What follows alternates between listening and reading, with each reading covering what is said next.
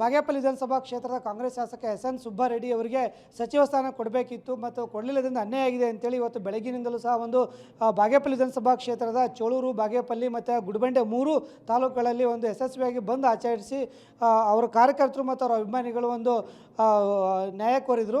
ಈಗ ಸ್ವತಃ ನಮ್ಮ ಜೊತೆ ಮಾತಾಡೋದಕ್ಕೆ ಬಾಗೇಪಲ್ಲಿ ವಿಧಾನಸಭಾ ಕ್ಷೇತ್ರದ ಶಾಸಕರಾದ ಸುಬ್ಬಾರೆಡ್ಡಿ ಅವರು ಇದ್ದಾರೆ. ಅವ್ರು ಏನು ಹೇಳ್ತಾರೆ ಅಂತೇಳಿ ತಿಳ್ಕೊಳ್ತೀನಿ. ಸರ್, ತಾವು ಬಾಗೇಪಲ್ಲಿಯಲ್ಲಿ 1 ಅಲ್ಲ 1 2 3 ಸಾರಿ ಶಾಸಕರಾಗಿದ್ದೀರಿ.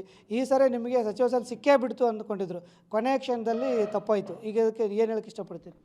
ತಮಗೆ ಹೇಳಿದ್ನಲ್ಲ, ನನಗೆ ಈ ಸಲ ಸಚಿವ ಸ್ಥಾನ ಸಿಗಬೇಕಾಗಿತ್ತು. ಕಾರಣ, ಆ ಬಾಗೇಪಲ್ಲಿಗೆ ಒಂದು ಸಲ ಇಡೀ ಕರ್ನಾಟಕದಲ್ಲಿ ಇಂಡಿ ಮತ್ತು ಬಾಗೇಪಲ್ಲಿ 2 ಸಚಿವ ಸ್ಥಾನ ಕೊಡದೇ ಇರೋಂಥ ಪ್ಲೇಸ್ಗಳು.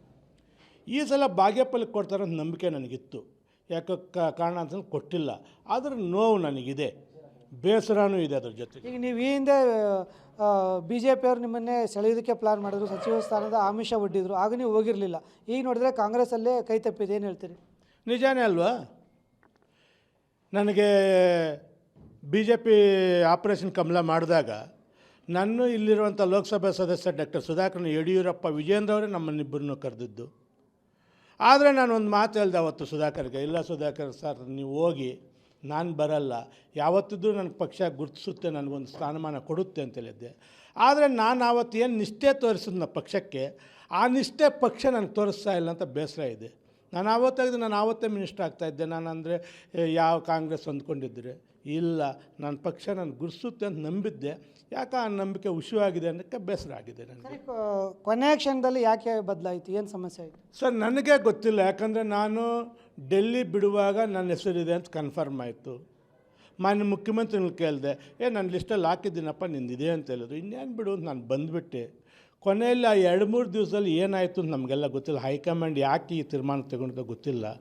ಬಟ್ ಅಲ್ಲಿಂದ ಇಲ್ಲಿಗೆ ಬಂದು ಲಿಸ್ಟು ನನ್ನ ಹೆಸರು ಇರುತ್ತೆ. ಬೆಳಗ್ಗೆ ನಾನು ನಿಮ್ಮ ಮಾಧ್ಯಮಗಳಲ್ಲಿ ನೋಡಿದಾಗ CM ಕರೆ ಮಾಡ್ತಾರೆ ಅಂತ ಕಾಯ್ತಾ ಇದ್ದೀವಿ. CM ಯಾವಾಗ ಕರೆ ಮಾಡಲಿಲ್ವೋ, ಅಲ್ಲಿ ಮಾಧ್ಯಮದಲ್ಲಿ ಲಿಸ್ಟ್ ನೋಡಿದಾಗ ನಮ್ಮ ಹೆಸರು ಇಲ್ಲದೆ ಇರೋದಾಗ ವಿಪರೀತ ಫೋನುಗಳು ಸ್ಟಾರ್ಟ್ ಆಯ್ತು, ನಮ್ಗೆ ಅನ್ಯಾಯ ಆಗಿದೆ ಅದು ಇದು ಅಂತ.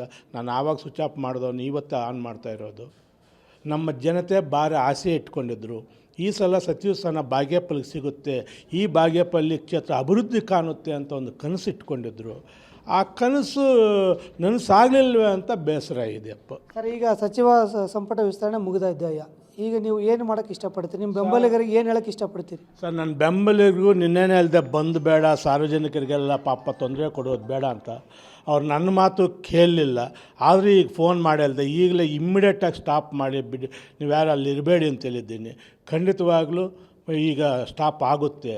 ಅದ್ರ ಜೊತೆಗೆ ನಮಗಿನ್ನ ನೀವಂತೂ ನಾವು ಸಚಿವ ಸ್ಥಾನ ಕೊಡಲ್ಲ, ನಮಗೂ ಅರಿವಾಗಿದೆ, ಇನ್ನು ಮುಗಿದೋದು ಕತೆ ಅದು. ಅಟ್ಲೀಸ್ಟ್ ನನ್ನ ಕ್ಷೇತ್ರಕ್ಕೆ ಹೆಚ್ಚಿನ ಅನುದಾನ ಕೊಟ್ಟು ಆ ಕ್ಷೇತ್ರವನ್ನು ಅಭಿವೃದ್ಧಿಪಡಿಸಬೇಕು, ಗಮನ ಹರಿಸಿ ಅಂತ ಮಾನ್ಯ ಮುಖ್ಯಮಂತ್ರಿ ಗಮನಕ್ಕೆ ಸೆಳೀತೀನಿ. ಸರ್, ಈಗ ನಾಟ್ ಓನ್ಲಿ ಚಿಕ್ಕಬಳ್ಳಾಪುರ, ಇವನ್ ಅವಳಿ ಜಿಲ್ಲೆ, ನಮ್ಮದು ಕೋಲಾರ, ಅಂದರೆ ಸುಮಾರು 7 + 1 8 ಜನ ಶಾಸಕರಿದ್ರಿ. ಈ 8 ಕ್ಷೇತ್ರಗಳನ್ನು ಕಾಂಗ್ರೆಸ್ ಕಡೆಗಣಿಸಿದೆ. ಅದು ಮುಂದಿನ ಚುನಾವಣೆ ಕೆಟ್ಟ ಪರಿಣಾಮ ಬೀರಲ್ಲ ನಿಮಗೆ?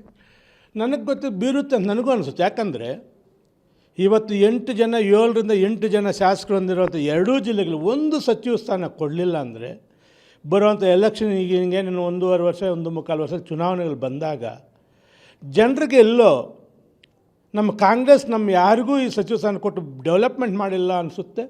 ಇನ್ನೊಂದು ಪಾಪ ಬೈತು ಸುರೇಶ್ ಅವರು ಉಸ್ತುವಾರಿ ಸಚಿವರಾಗಿದ್ದಾರೆ, ನಮಗೆ ಪರವಾಗಿಲ್ಲ, ಇರೋದ್ರಲ್ಲಿ ಒಳ್ಳೆಯವರು. ಆದರೂ ಈ ಜಿಲ್ಲೆ ಬಗ್ಗೆ ಅಷ್ಟು ಮಾಹಿತಿ ಅವ್ರಿಗಿರಲ್ಲ. ಇದೇ ಜಿಲ್ಲೆಯವರು ಸಚಿವರಾದಾಗ, ಖಂಡಿತವಾಗಿ ಉಸ್ತುವಾರಿ ಸಚಿವರಾದಾಗ ಈ ಜಿಲ್ಲೆ ಇಂಚಿಂಚು ಅವ್ರಿಗೆ ಗೊತ್ತಿರುತ್ತೆ ಮಾಹಿತಿ. ಡೆವಲಪ್ಮೆಂಟ್ ಮಾಡೋಕ್ಕೆ ಈಸಿ ಆಗುತ್ತೆ. ನನ್ನ ಜಿಲ್ಲೆ ಅನ್ನೋ ಭಾವನೆ ಇರುತ್ತೆ, ನನ್ನ ಮನೆ ಅಂತ ಭಾವನೆ ಇರೋದ್ರಿಂದ ಇನ್ನಷ್ಟು ಅಭಿವೃದ್ಧಿ ಪಡಿಸ್ತಾ ಇದ್ದರು. ಆ ಒಂದು ಕಾರಣಕ್ಕಾಗಿ ಮುಂದಿನ ಚುನಾವಣೆಗಳಲ್ಲೂ ಕಷ್ಟ ಆಗ್ಬೋದು ಅಂತ ನನಗೂ ಅನಿಸುತ್ತೆ. ಸರ್, ಈಗ ಸಚಿವ ಸ್ಥಾನ ಸಿಕ್ಕಿಲ್ಲ ಅಂತೇಳಿ ಕೆಲವು ಶಾಸಕರು ಬಂಡಾಯ ಎದ್ದು ರಾಜೀನಾಮೆ ಸಹ ಕೊಟ್ಟಿದ್ದಾರೆ, ಕೆಲವರು ಅಸಮಾಧಾನ ವ್ಯಕ್ತಪಡಿಸಿದ್ದಾರೆ. ನಿಮ್ಮ ಮುಂದಿನ ನಿರ್ಧಾರ ಏನಾಗಿರುತ್ತೆ ಸರ್? ಸರ್, ನನಗೂ ನಂದು ಯಾವುದೇ ನಿಗಮ ಆಗಲಿ ಯಾವುದೂ ಇಲ್ಲ ರಾಜೀನಾಮೆ ಕೊಡೋಕ್ಕೆ. ನನ್ನ ಸ್ವಂತ ಶಕ್ತಿಯಿಂದ ನಾನು ಗೆದ್ದಿದ್ದೀನಿ, ನನ್ನ ಜನರು ಓಟ್ ಹಾಕಿಂದ ಗೆದ್ದಿದ್ದೀನಿ. ನನಗೆ ಯಾವೊಬ್ಬ ಲೀಡ್ರು ಬಂದು ಕ್ಯಾನ್ವಾಸ್ಗೆ ಬಂದಿಲ್ಲ, ಪಾರ್ಟಿಯಿಂದ ₹1 ಫಂಡ್ ಕೊಟ್ಟಿಲ್ಲ. ನಾನು ಯಾಕೆ ರಾಜೀನಾಮೆ ಕೊಡಲಿ? ನನ್ನ ಜನರಿಗೋಸ್ಕರ ನಾನು ರಾಜೀನಾಮೆ ಕೊಡೋ ಪ್ರಶ್ನೆಯೂ ಇಲ್ಲ, ನಾನು ಕೊಡೋದು ಇಲ್ಲ. Thank you sir, thank you.